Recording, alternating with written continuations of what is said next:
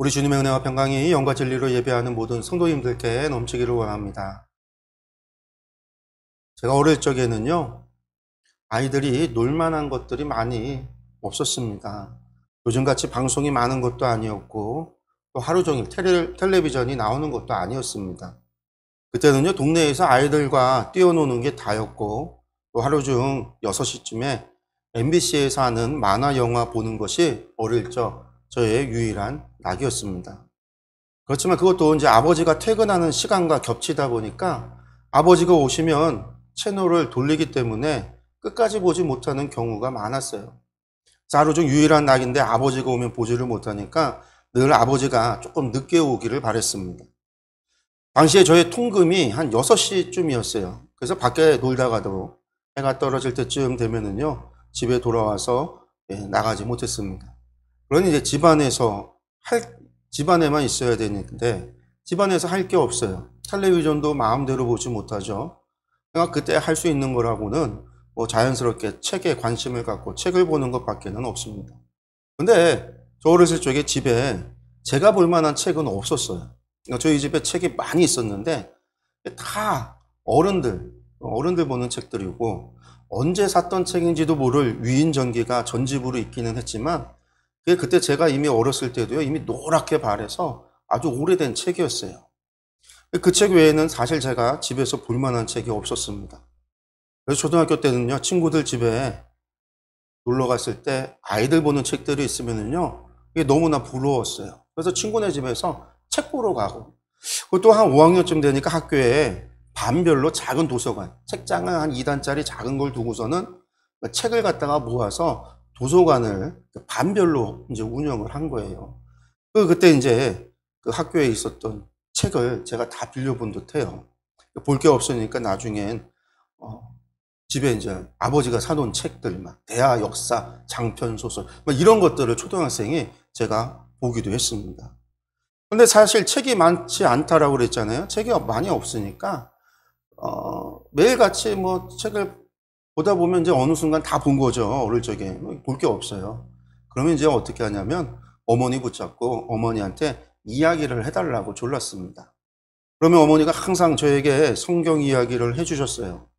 아마 제가 이제 어머니한테 성경 이야기를 해달라고 졸랐던 기억이요, 한 초등학교 6학년 때가 마지막이었던 걸로 기억이 들어요. 왜냐면 이걸 내가 정확하게 기억하고 있는 이유가, 제가 초등학교 6학년 때 뇌막염에 걸려서 병원에 입원했는데, 그때 병원이 이제 개인실이었거든요. 입원을 개인실에 했는데, 그때 뭐 88년인가 86학년이니까 89년이겠네요. 그때 뭐 텔레비전이 병실에 없었어요. 하루 종일 병원에만 갇혀 있으니까 얼마나 답답하겠어요. 이제 병간호하러 어머니 오시면은요, 그냥 어머니 붙잡고 이야기 해달라는 거예요. 성경 이야기. 어머니가 요셉의 이야기도 하고 아브라함의 이야기도 하고 다윗의 이야기도 하고 성경의 이야기를 계속 했었던 기억이 있습니다. 그게 이제 제가 어머니에게 성경 이야기 해달라고 졸랐던 마지막 시기였던 것 같아요. 그 이후로는 이제 중학교 올라가면서는 전혀 친구들이랑 놀러 다니기 바빴죠. 어머니한테 해달라는 얘기는 안 했는데, 어머니에게 성경 이야기를 어려서부터 하도 많이 들어서 제가 초등학교 내내 교회 학교에서 거의 저는 뭐 거의 성경 박사였습니다. 성경 퀴즈 대회를 하면 늘 1등이었어요. 제가 중3 때 하나님 만나고 고등학교 2학년 때 처음으로 성경을 통독을 했는데, 그때 성경을 읽으면서 그 내용이 너무나 익숙하고 다들 다 아는 내용인 겁니다. 창세기부터 요한계시록까지. 물론 이제 잠언이나 전도서, 뭐 아가, 시편 이런 것들은 좀 예외이지만 그 외에 우리가 잘 아는 뭐 창세기 이야기, 출애굽기 이야기, 역사서의 이야기, 복음서 이야기, 서신서 이야기들, 이런 것들이 너무나 익숙하고 아는 내용이라서 너무 놀랐어요. 근데 생각해 보니까 그게 전부 어머니로부터 들었던 성경의 이야기였던 겁니다. 그렇습니다. 저의 신앙은 어머니로부터 영향을 받았습니다. 어머니로부터 들은 성경 이야기를 통해서 하나님을 알게 되었고, 신앙의 위인들의 삶을 알았습니다. 또한 예수님의 십자가의 죽으심과 부활을 믿게 되었습니다. 어릴 적 어머니로부터 들은 성경의 이야기가 저의 믿음을 형성하고 저의 세계관을 형성하는데 매우 중요한 역할을 했던 겁니다. 여러분들 또 그래서 어려서부터 사실 성경 말씀 듣는 게 중요해요. 어려서 어떤 가정 가운데서 자라나느냐.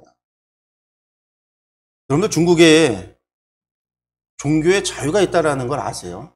사람들이 중국에는 종교의 자유가 없다라고 생각을 합니다. 왜냐하면 사회주의 국가잖아요. 흔히 이제 공산주의다라고 하는데 공산주의가 아니고 사회주의죠, 사회주의. 공산주의라는 거는 없죠. 예, 세상에 없습니다. 공산주의는 있을지 몰라도 왜냐면 사회주의가 바라는 이상향이 공산주의예요. 사회주의란 말이에요. 사회주의 국가. 그러다 보니까 우리는 종교의 자유가 없다라고 생각을 하는데요. 중국도 종교의 자유가 헌법에 보장이 되어져 있습니다. 그들의 헌법에 종교의 자유가 있다라고 명시가 법에 되어져 있어요. 제가 이걸 공안한테 직접 들은 이야기입니다. 공안한테 직접 들었던 얘기. 그러면서 설명을 하는데 중요한 거는요. 종교의 자유가 있다라는 법 아래 다음 법이 뭐냐면요. 종교에 대해서 듣지 않을 자유도 있다라는 거예요. 종교의 자유가 있지만 종교를 포교하고 전도하는 것을 듣지 않을 자유가 있다. 이것이 그 다음 법이에요. 그러니까 다른 말로 얘기해서 공원 벤치에서 사람 둘이 앉아서 동의하에 하나님의 이야기를 전하고 복음을 전하고 전도를 하는 거 이거는 괜찮은 거예요. 그런데 길에서 전도지를 나눠주거나 마이크를 가지고 찬송가를 부르거나 전도를 하는 행위, 아니 마이크를 안 가지고라도 그냥 육성으로 찬송가를 부르고 전도하는 행위, 이것은 불법이라는 거예요. 왜?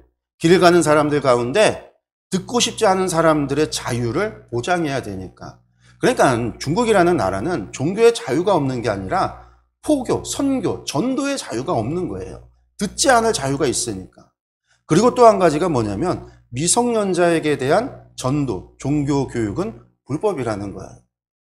그러니까 세계관이 형성되기 이전에 미성년 시기에는요, 어떠한 종교적 교육도 해서는 안 된다라는 거죠. 이때는요, 오직 사회주의 교육만을 받아서 사회주의 세계관이 형성되어야 하기 때문입니다. 그래서 미성년자에 대한 종교 교육을 행하면 불법이 되는 겁니다. 이 두 가지 법이 있기 때문에 중국이 종교의 자유가 없다라고 우리가 생각을 하는 거예요. 종교의 자유가 헌법에 명시되어 있음에도 불구하고 실상은 종교의 자유가 억압을 받는 거죠.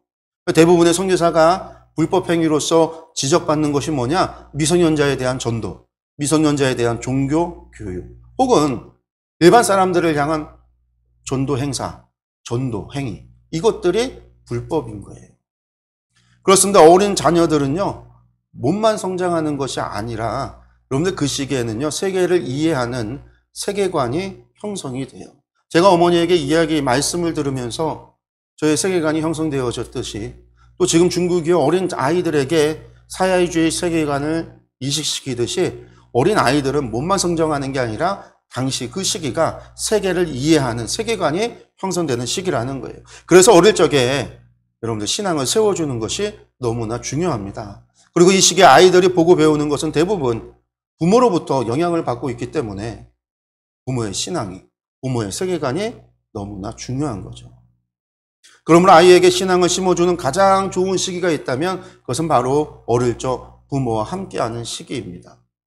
물론 그 시기를 놓쳤다고요, 실망할 필요는 없습니다. 사람의 세계관은 계속해서 변화되기 때문입니다. 어른이 되어서 하나님을 만날 수 있고요, 믿음의 사람도 될 수 있습니다. 여러분들 사도 바울이 예수님을 만난 때가, 다메섹에서 예수님을 본 때가 언제냐면 그의 나이 30쯤이었습니다. 어거스틴 교부, 아주 위대한 이 교부였던 어거스틴도 30세에 회심을 했습니다. 우리 감리교를 시작했던, 감리교 부흥운동을 시작했던 웨슬리 목사님도 35세에 올드스게이트 거리에서 회심을 하게 됩니다. 그럼 30대만 가능하냐? 그런 것 아니죠. 우리나라 초대 문화부 장관이었던 이호령 교수가요, 74살에 회심을 하고 세례를 받아 기독교인이 됐습니다. 어린 시기에 세계관을 형성하는 것이 너무나 중요하지만 늦은 나이에도 가능하다라는 거죠. 그리고 그것을 가능하게 하는 것은 오직 하나님의 말씀입니다. 그렇습니다. 여러분들, 믿음은 들음에서 납니다. 하나님의 말씀을 듣는 겁니다. 그래서 우리는 계속해서 말해야 합니다. 듣기 싫어하는 자녀들에게 이야기해야 하고, 듣기 싫어하는 친구에게도 전해야 합니다. 듣기 싫어하는 부모님에게도 말씀을 드려야 합니다. 하나님께서 누구신지, 하나님께서 우리를 위하여 무엇을 해주셨는지, 하나님께서 우리에게 무엇을 바라시는지, 예수님의 십자가의 죽음과 부활을 이야기해야 하고 이것을 전해야 합니다. 그래야 믿음으로의 변화를 기대할 수 있습니다. 신명기 모세의 두 번째 설교가 여러분들 5장에서부터 시작이 됐는데, 이 5장에서 오늘 6장까지 오면서 계속해서 반복하는 이야기가 있습니다.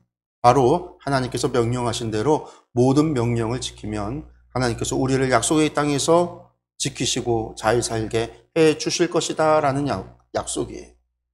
그리고 이것을 자녀들에게 가르치라 이렇게 말하고 있습니다. 여러분들 자녀들에게 앉아있을 때이든지 길을 갈 때이든지 누워있을 때이든지 섰을 때이든지, 즉 기회가 있을 때마다 가르치라는 이야기입니다. 여러분들 그렇게 해야 믿음이 생기기 때문인 거죠. 사실 광야 세대는요, 하나님의 역사하심을 직접 경험했던 이들입니다. 물론 광야에서 태어난 이들은요, 출애굽의 역사를 경험해 보지는 못했겠죠. 첫 번째 인구조사 때 20살 이하의 어린 자녀들은 이제 60이 넘은 나이가 되었고, 그들은 출애굽을 경험했고 홍해가 갈라지는 것을 보았으며 하늘에서 만나가 내리고 메추라기가 사방에서 날아오며 반석에서 물이 솟는 것을 보았습니다. 강한 성과 강한 군대를 가지고 있었던 아모리 왕 시온과 바산 왕 옥을 물리치는 것도 경험했습니다. 광야에서 태어나고 자랐던 아이들도요, 구름기둥과 불기둥을 보았고 만나와 메추라기를 먹었습니다. 뿐만 아니라 그들이 범죄할 때 하나님께서 이스라엘에게 벌을 내리시는 것을 경험했습니다. 여러분들 그런 그들이 하나님을 경외하고 하나님을 섬기는 것, 그것은요 그렇게 어렵지 않은 일일 겁니다. 보고 경험한 것을 그들은 부정할 수 없으니까요. 그러나 그 이후의 세대들은 어떠할까요, 여러분들? 출애굽의 10가지 재앙을 말로만 듣고 자란 후손들, 광야의 일은 옛날의 일이 되어버린 이들, 하나님을 경외하며 하나님을 섬기고 살아간다는 것은요, 그러한 그들에게 있어서는요, 쉬운 일이 아닙니다. 내가 보고 듣고 경험해보지 못했으며 사람들은 잘 믿지를 않아요. 물론 경험했어도 믿음 없는 이들이 있습니다. 광야 시대에도 그런 사람들 수없이 많았습니다. 그래서 불평과 불만을 터뜨렸고 범죄했습니다. 그러나 경험해보지 못하고 말과 이야기로만 들은 이들이 경험한 이들과 같은 믿음을 갖는다는 것, 그것 쉬운 일이 아니에요. 성도 여러분, 이것은 그들의 고민뿐만 아니라 우리의 고민이고 우리의 문제이기도 합니다. 사실 우리도 출애굽을 경험해보지 않았습니다. 애굽을 10가지 재앙으로 벌하시는 하나님의 이야기는 들었지만 현실에서 우리가 그토록 북한을 벌해달라고 기도했어도 이루어지지 않았습니다. 광야에서 이스라엘은 하늘의 만나를 먹고 살았지만 우리는 어떠합니까? 일용할 양식을 구하지만 하루하루 먹고 사는 걱정을 하며 살아가고 있습니다. 모세는 그토록 하나님의 음성을 잘 들었는데 우리는 하나님의 음성을 들어본 적이 없습니다. 하늘에서 울리는 음성, 하늘의 임재를 보여주는 증거들, 구름과 번개와 지진과 우박과 이런 것들 본 적이 없습니다. 그들은 구름기둥과 불기둥으로 인도함을 받았지만 우리는 날마다 우리의 삶을 인도해 주십시오라고 기도하지만 사실 인도함을 받고 있는지도 잘 모릅니다. 그렇습니다. 우리는 그러한 경험이 없습니다. 광야시대에 살았던 그들과 같은 경험이 없습니다. 예수님 당시의 제자들과 같은 경험도 없습니다. 그런데 우리는 어떻게 믿어야 할까요? 성도 여러분, 어떻게 해야 할까요? 무슨 특별한 답이나 비결이 있을까요? 여러분들, 그런 것이 없습니다. 어떤 특별한 비결 같은 것은 없습니다. 모세가 계속해서 반복해서 이야기하는 것, 여러분, 그것이 유일한 길입니다. 그것이 유일한 방법입니다. 즉 하나님이 누구신지 가르치고 전하고 이야기해 주는 겁니다. 그렇게 계속해서 들음으로 내가 경험해보지 못했지만 그럼에도 하나님께서 살아계심이 믿어지도록 끊임없이 전하고 가르치는 것입니다. 우리가 우주에 가보지 않았지만 우주의 존재를 믿는 것처럼 우리가 출애굽을 경험해보지 않았지만 하나님께서 출애굽의 역사를 통해서 애굽의 10가지 재앙을 내리시고 이스라엘을 구원하셨던 바로 그 사실을 믿어야 합니다. 그러기 위해서 끊임없이 하나님에 대해서 알려야 하는 거죠. 여러분들 과서를 증명하는 방법 가운데요. 제가 이제 여러 번 성경 공부 시간에 얘기한 거지만 가서를 증명하는 방법 가운데에는 연역적인 방법이 있고 귀납적인 방법이 있습니다.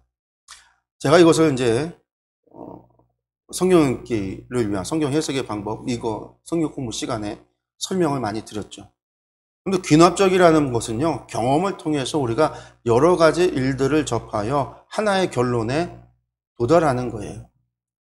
그래서 제가 예를 드린 게 뭐죠? 파란 사과를 먹었더니 쉬었다라는 거예요. 이러한 경험이 반복될 때, 또 다른 파란 사과를 먹었더니 쉬고, 또 파란 사과를 먹었더니 쉬었더니 결국은 하나의 결과에 도달하는 거죠. 파란 사과는 시다라고 하는 명제에 도달하는. 여러분, 이게 이제 귀납적인 방법이에요. 반면에 연역적인 방법이라는 것은요, 하나의 사실을 경험하지 않아도 유추하는 것이라고 했어요. 그러니까 귀납적으로 도달했던 하나의 명제, 이걸 가지고 적용을 하는 거죠. 파란 사과는 시다라고 하는 명제를 가지고 내가 파란 사과를 보니까 저거는 내가 먹어보지 않아도 저거는 시다, 실 것이다. 또 다른 파란 사과를 보면서 저거는 색이 파라니까 저거는 분명히 실 거야 라고 하는 하나의 사실을 유추해내는 과정이 연역적인 방법이에요. 이게 하나의 가설을 증명하는 두 가지 방법입니다. 우리가 하나님을 알아가고 믿어지는 것이 이러한 방법들의 작용을 통해서 이루어지는 거예요. 여러분들, 나는 경험하지 못했지만 성경의 말씀을 통해서 하나님은 구원이시고 하나님은 공의하시며 하나님은 정의롭고 하나님은 사랑이 넘치시며 하나님은 은혜롭고 자비롭다라고 하는 사실을 우리가 배우면서 여러분들 그것을 내 삶 속에서 적용하고 순종하며 살아갈 때 그것들을 하나하나 경험해 가는 거죠. 작은 나의 기도에 응답하시는 하나님을, 나의 간구하는 소리에 들으시고 응답하여 주시는 하나님을 경험하고 예배 가운데 임재하신 하나님의 은혜를 체험으로 감동하며 그것을 체험하게 되어지는 이러한 것들이 반복되어질 때, 하나님은 사랑이시구나, 하나님은 구원이시구나 라고 하는 나의 경험 속에서 하나님을 대한 성경에서 우리에게 보여주셨던 그러한 하나님, 공의로운 하나님, 은혜로운 하나님, 복주시는 하나님, 사랑의 하나님을 우리가 경험하게 되어질 때, 하나님은 사랑이시구나 라고 하는 사실에 도달하게 되어지고 이것이 믿어지게 되는 거죠. 그리고 그것을 통해서 우리는 성경의 이야기를 다시 돌아갔을 때, 하나님께서는 능히 천지를 말씀만으로 창조하시는 전능하신 하나님이시구나. 하나님은 당신의 백성을 구원하시기 위해서 애굽을 벌하시고 심판하시고 그렇게 구원하실 수 있구나라고 하는 사실들을 믿게 되는 거예요. 이런 과정이 이런 과정을 통해서 우리가 하나님에 대해서 알아가고 하나님에 대해서 경험하고 하나님을 믿게 되고 하나님의 놀라운 역사를 바라보게 되는 거죠. 그리고 이 과정이 안에는요, 당연히 하나님에 대해서 우리가 듣고 배우고 경험함이 있어야 되는 거예요. 지금 모세가 반복적으로 이야기하는 것이 무엇입니까? 바로 이러한 사실들을 이야기하고 있습니다. 광야 2세대들에게 믿음을 전해주는 것은 이 방법밖에 없습니다. 하나님께서 애굽에 10가지 재앙을 내리셨다는 사실을 믿게 하고자 다시 애굽으로 돌아가서 종살이하게 시킬 수는 없지 않습니까? 그들은 하나님께서 그 놀라운 일을 이루셨다는 사실을 들어야 했고 그와 같은 일이 그들의 인생에도 또다시 일어나지는 않겠지만 애굽으로 다시 종살이하러 가지는 않겠지만 작게는 자신들의 기도에 응답하시는 하나님을 경험하면서 하나님을 섬김으로 하나님께서 주시는 복을 누림으로 하나님께서 구원의 하나님이시다라는 사실을, 출애굽의 하나님이시다라는 사실을, 세상에서 유일하신 여호와 하나님이심을 믿게 되는 거예요. 그래서 모세는 또다시 이야기하고 또다시 이야기하며 반복하여 이야기하고 있는 겁니다. 오늘 말씀도 그렇습니다. 20절에서 24절 전반부까지의 말씀을 우리가 다시 한번 보겠습니다. 나중에 당신들의 자녀가 주 당신들의 하나님이 당신들에게 명하신 훈령과 규례와 법도가 무엇이냐고 당신들에게 묻거든 당신들은 자녀에게 이렇게 일러주십시오. 옛적에 우리는 이집트에서 바로의 노예로 있었으나 주님께서 강한 손으로 우리를 이집트에서 이끌어내셨다. 그때 주님께서는 우리가 보는 데서 놀라운 기적과 기이한 일로 이집트의 바로와 그의 온 집안을 치셨다. 주님께서는 우리를 거기에서 이끌어내시고 우리의 조상에게 맹세하신 대로 이 땅으로 우리를 데려오시고 이 땅을 우리에게 주셨다. 주님께서 우리에게 이 모든 규례를 명하여 지키게 하시고 주 우리의 하나님을 경외하게 하셨다. 아멘. 모세가 무엇이라고 이야기합니까? 나중에 자녀들이 하나님께서 명하신 훈령과 규례와 법도가 무엇입니까? 이렇게 묻거든. 무엇을 가르치라고 이야기하고 있어요? 명령은 뭐고 훈령은 뭐고 법도가 무엇이냐를 가르치는 게 아니라 무엇을 이야기하고 있냐면요. 하나님께서 이집트에서 바로의 노예로 있던 그들을 구원하셨던 것을 가르치라는 거예요. 그리고 그들을 약속의 땅으로 인도하셔서 그 땅을 주셨다라는 사실을 가르치라는 겁니다. 여기서 겨우 5절밖에 되지 않은 짧은 이야기지만 여러분 이것은요 매우 긴 이야기죠. 출애굽기와 레위기와 민수기와 신명기의 이야기입니다. 나아가 그들이 이집트에서 노예로 있었던 이유를 가르치려면 당연히 창세기도 전해야 합니다. 그렇습니다. 모세의 이야기는요 지금 창세기, 출애굽기, 레위기, 민수기, 신명기, 모세 오경, 바로 토라, 이것을 전하고 가르치라는 이야기입니다. 그럼 이것을 자녀들이 물어볼 때만 가르칠까요? 아닙니다. 5장과 6장에서 반복적으로 이것을 가르치라고 했습니다. 수시로 가르쳐야죠. 왜 그렇습니까? 하나님을 경외해야 하기 때문입니다. 하나님을 경외하기 위해서 하나님의 거룩하심과 하나님의 공의하심과 하나님의 정의로우심과 하나님의 어미하심을 가르쳐야 하기 때문입니다. 단순히 명령을 지키고 규칙을 지키고 법을 지키는 것으로는 안 됩니다. 하나님을 경외해야 한다라는 겁니다. 그리고 나아가 마음을 다하고 뜻을 다하고 힘을 다해 사랑해야 하기 때문입니다. 여러분들 그것이 바로 이스라엘이 잘 살아가는 비결입니다. 그런데 이게 24절 후반절의 말씀입니다. 우리가 그렇게만 하면 오늘처럼 주님께서 언제나 우리를 지키시고 우리가 잘 살게 하여 주실 것이다. 아멘. 자녀들이 왜 이것을 지켜야 합니까? 라고 질문할 때 그것이 우리가 이 땅에서 잘 사는 비결이라는 겁니다. 하나님의 명령과 규례와 법도를 지키는 것, 다른 말로 토라를 지키는 것이 잘 사는 비결입니다.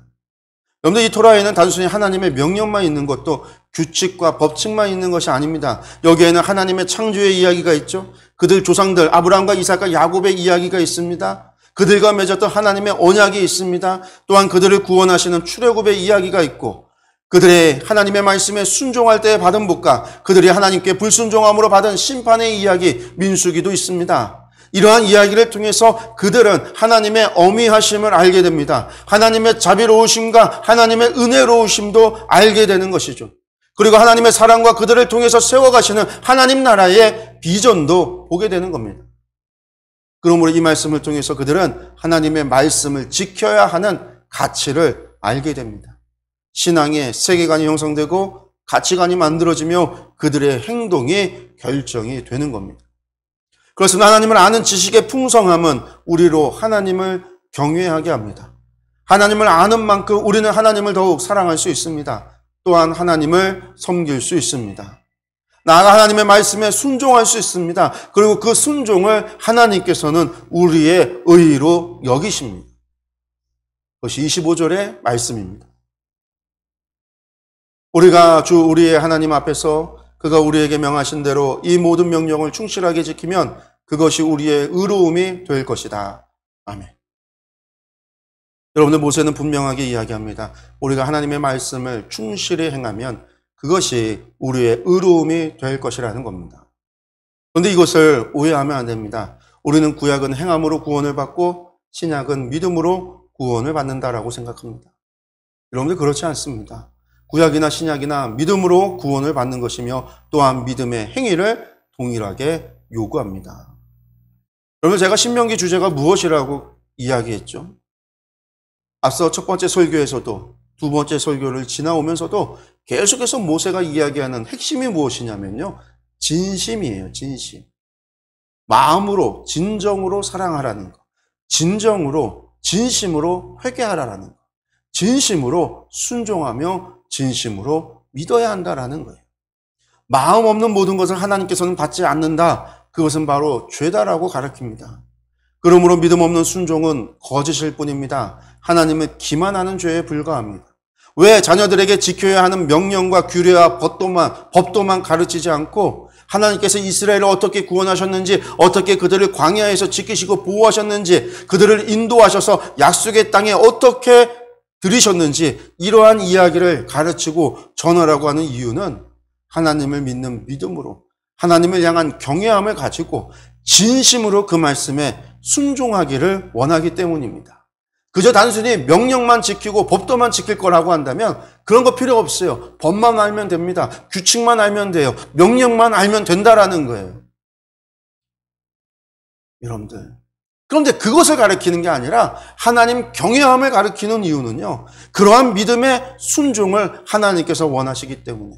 그리고 오늘 말씀을 빌어서 본다면 그러한 진심으로 믿음으로 순종하는 것, 여러분들 그것을 하나님께서 의로 여기신다라는 겁니다. 사랑하는 성도 여러분, 여러분들 믿음이 어떻게 생겨납니까? 믿음은 들음에서 나고 들음이란 곧 복음입니다. 바로 예수님의 가르침이고 사도들의 증언이며 하나님의 언약이고 하나님의 말씀입니다. 여러분들 그 말씀을 들음으로 하나님에 대해서 알아가고 하나님을 섬기는 법을 배우며 그 하나님을 우리의 삶 속에서 순종함으로 경험하고 그 경험을 통하여 성경의 하나님이 오늘 나의 하나님으로 믿어지게 되는 겁니다.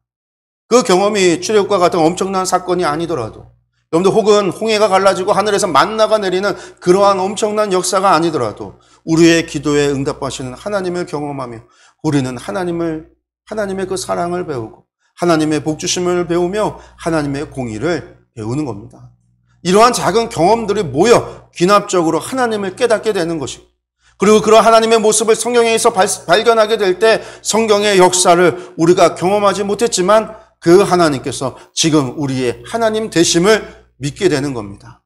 뿐만 아니라 하나님께서 필요하시다라고 한다면 오늘 나의 삶 가운데 그러한 역사를 이루어 주실 수 있다라는 거예요. 성도 여러분, 하나님을 경험하십시오. 하나님을 경험하기 위하여 주의 말씀을 보십시오. 또한 우리 하나님께 기도하십시오. 여러분의 문제를 하나님께 가지고 나아가시기 바랍니다. 하나님께 진심으로 기도할 때 하나님께서 우리의 기도에 귀를 기울여 주실 겁니다. 그리고 나아가 하나님의 말씀에 순종하십시오. 우리가 매주 듣는 하나님의 말씀을 기억하고 그 말씀 중에 내가 순종해야 하는 것이 무엇인지를 여러분의 삶 속에 적용하면서 그 말씀에 순종하십시오.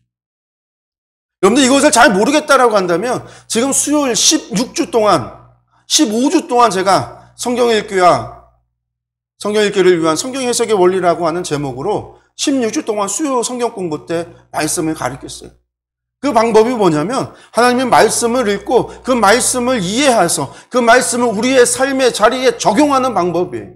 그냥 말씀을 읽고 끝내는 것도 아니고 말씀을 듣고 끝내는 것이 아니라 그 말씀을 내 삶에 가지고 와서 그것을 적용해서 내가 무엇을 순종해야 되는가에 대해서 깨닫게 하고자. 그런데 그것을 가르치는 시간이에요. 여러분 모르겠으면 유튜브에 올라와 있으니까 그거라도 보세요. 보면서 내가 도대체 무슨 말씀에 순종해야 되는가. 신앙생활 그렇게 했으면서도 내가 하나님 말씀에 순종한다는 것이 무엇인지를 모르고 신앙생활을 하고 하나님 말씀에 순종하라고 하면 그게 도대체 무엇을 이야기하는 건지, 그저 복음 전하라는 얘기인지 예배드리라는 얘기인지 기도하라는 얘기인지, 여러분들 그거는 기본인 거예요. 기본. 그거 말고 내가 내 삶 속에서 나의 수많은 선택 가운데 내가 항상 하나님의 말씀대로 살아가는 선택을 하는, 여러분들 그러기 위해서 말씀에 순종하고 말씀을 내 삶에 적용하는 법을 배우고 익혀야 된다는 거예요. 여러분들 그렇게 행할 때에 여러분들 그러한 우리의 순종을 하나님께서 의로움으로 삼아 주신다라는 겁니다. 그리고 그것이 여러분들 우리가 이 땅에서 잘 살아가는 유일한 길입니다. 이것이 지금 오늘 모세가 우리에게 전해주고 있는 말씀이에요.